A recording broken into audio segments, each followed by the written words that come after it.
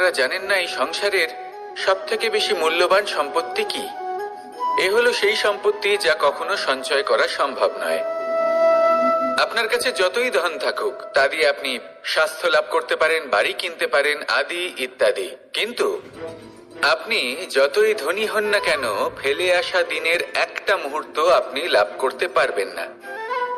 এই একটা মুহূর্ত, এই সময়, এটাই হলো সংসারের সব থেকে মূল্যবান সম্পত্তি। একবার চলে গেলে তা কখনোই ফিরে আসে না।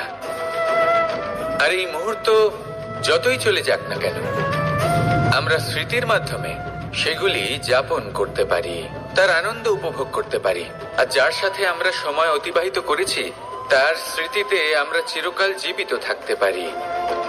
সেই জন্য সময় সব থেকে মূল্যবান সম্পত্তি, তাকে এইভাবে নষ্ট করবেন না। প্রত্যেকটা মুহূর্ত উপভোগ করুন, আনন্দ করুন।